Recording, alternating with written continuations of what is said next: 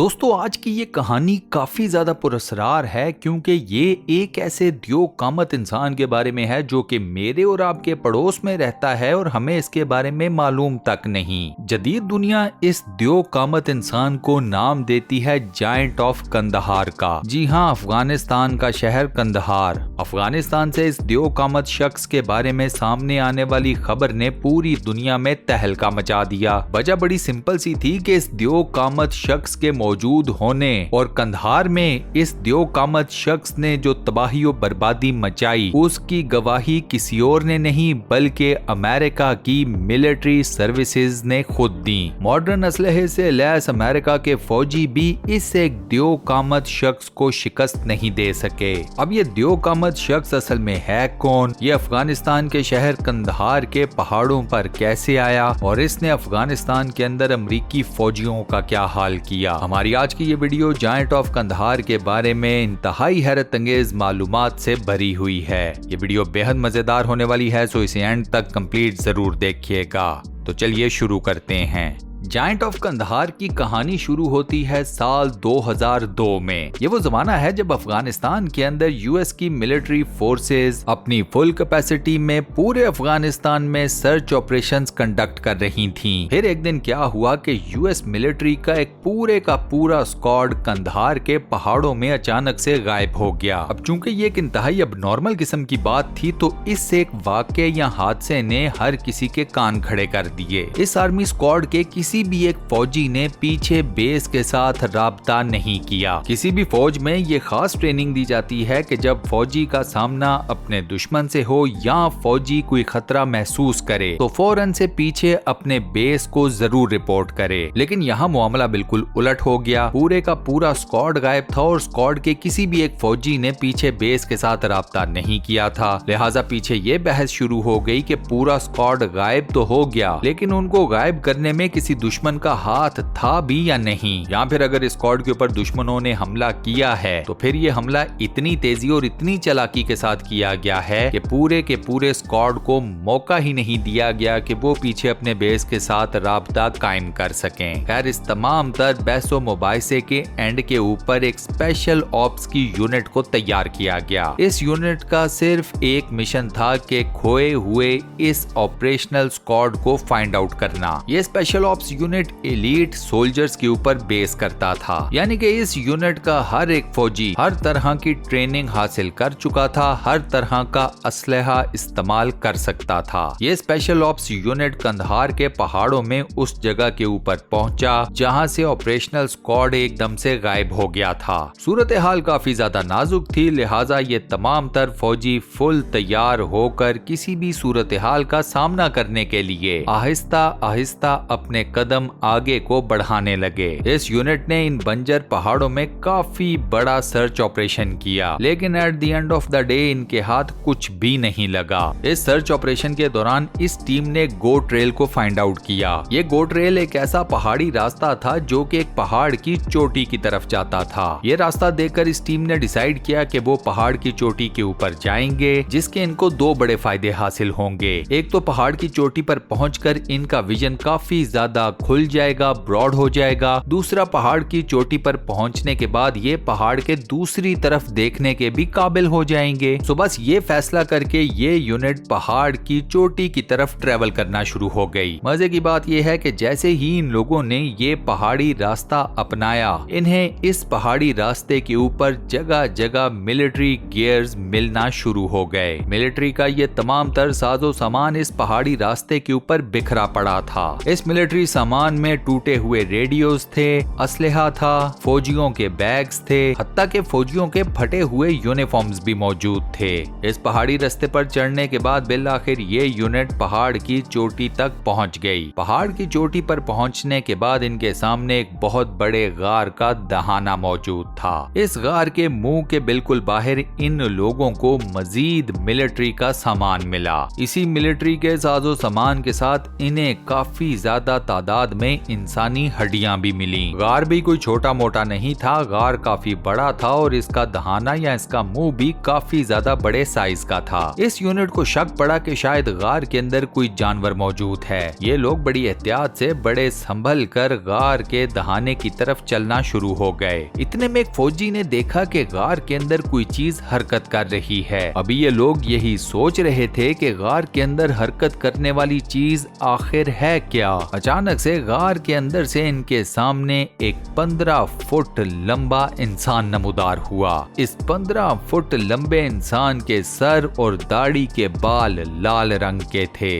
इस द्योकामत इंसान ने गार से बाहर आते ही चीखना चिल्लाना शुरू कर दिया। इस द्योकामत शख्स ने जानवरों की खाल से बना हुआ लिबास पहना हुआ था। इसके जिस्म से इंसानी खून की बू आ रही थी और इसके हाथों और पैरों की उंगलियां 5-5 नहीं बल्कि 6-6 थीं। इस शख्स ने पैरों पर जूतों की जगह जानवरों की खाल को लपेटा हुआ था। इस द्योकामत शख्स के हाथ में एक नेजा भी मौजूद था जिसे इसने डैन नाम के एक सोल्जर के आर पार कर दिया। इस जायंट का डैन के ऊपर यह हमला इतना अचानक था कि किसी को समझ ही नहीं लगी। बाकी फौजी मारे हैरत के सिर्फ इस शख्स को देखे जा रहे थे। उन्हें अपनी आंखों पर यकीन नहीं आ रहा था कि वो जिस मखलूक को अपनी आंखों के सामने देख रहे हैं वो वाकई ही में सचमुच मौजूद भी है और इसी जमीन के ऊपर रहती भी है। अब इस सारे सिनेरियो में इन तमाम तर फौजियों के जहन तो माऊफ हो चुके थे, लेकिन यहाँ पर इनके काम आ गई इन सब की ट्रेनिंग रिलेटेड टू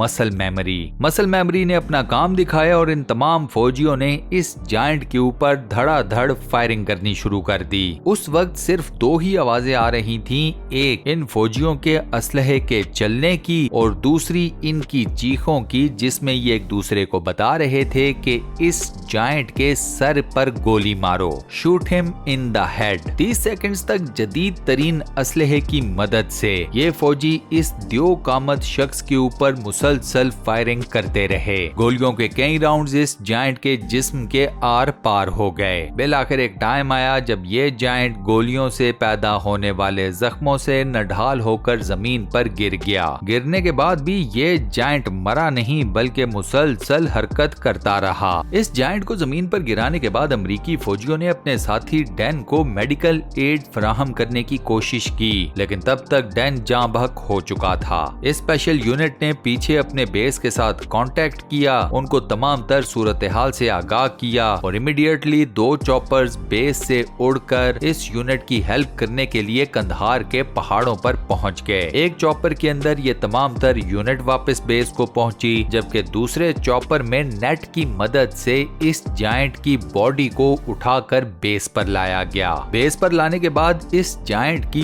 लाश को एक C-130 के अंदर लोड किया गया और ये तैयारा इस लाश को लेकर अफगानिस्तान से अमेरिका रवाना हो गया। इसके बाद से लेकर आज के दिन तक कोई नहीं जानता कि अमेरिका के अंदर इस द्योकामत शख्स की लाश के साथ क्या किया गया। हायर अथॉरिटीज की तरफ से स्पेशल ऑप्स यूनिट को इस पूरे वाक़े की तफसीलात तहरीर करने का हुक्म दिया गया। इस यूनिट ने इस पूरे वाक़े के दौरान जो भी हालात फेस किए और जो कुछ भी हुआ उसे एज इट इज अपनी रिपोर्ट में तहरीर कर दिया। मजे की बात यह है कि स्पेशल ऑप्स की तरफ से ये रिटर्न रिपोर्ट हायर अथॉरिटीज की तरफ से रिजेक्ट कर दी गई। यूनिट को ऑर्डर दिया गया कि इस रिपोर्ट को दोबारा से रीराइट करें। दूसरी रिपोर्ट में यूनिट ने यह लिखा कि उन्हें दुश्मनों का सामना करना पड़ा। फौजियों और दुश्मनों के बीच में भारी झड़प हुई। इस झड़प में डैन नाम का एक अमेरिकी फौजी भी मारा गया। इस वाक़े की ये दूसरी रिपोर्ट ही पूरी दुनिया के सामने शाया की गई। इन तमाम अमेरिकी फौजियों से नॉन डिस्क्लोजर पेपर को भी साइन करवाया गया। मतलब ये कि इस पेपर की रूह से ये तमाम फौजी इस बात के पाबंद थे कि वो इस वाक़े की असल तफसीलात कभी भी किसी को नहीं बताएंगे।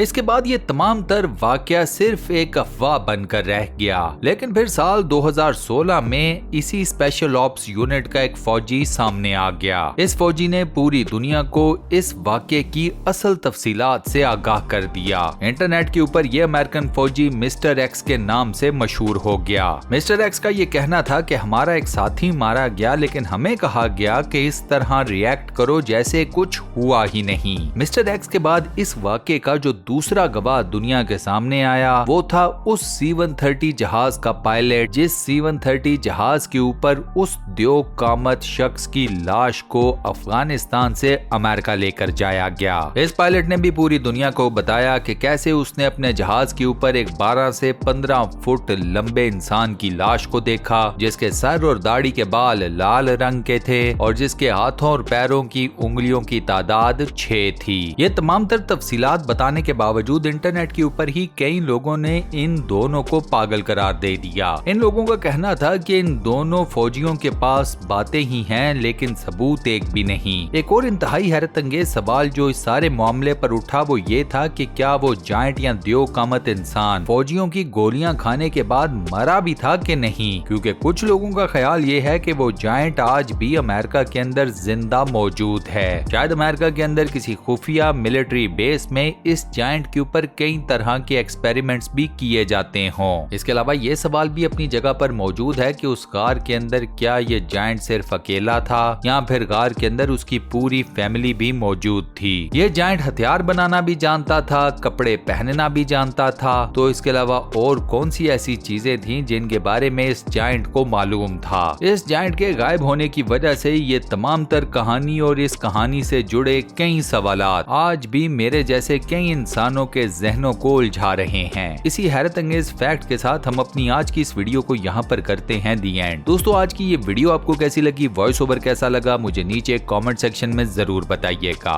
वीडियो को बंद करने से पहले आपसे एक छोटी सी रिक्वेस्ट, और वो ये कि अगर आपने अभी तक हमारे इस चैनल को सब्सक्राइब नहीं किया हुआ तो बराए मेहरबानी चैनल को सब्सक्राइब जरूर कर लें और साथ बने हुए बेल के आइकन को लाजमन प्रेस कर दीजिएगा। अपना बहुत ख्याल रखिएगा। इंशाल्लाह मुलाकात होती है किसी नई बेहतरीन किस्म की वीडियो के साथ। शुक्रिया।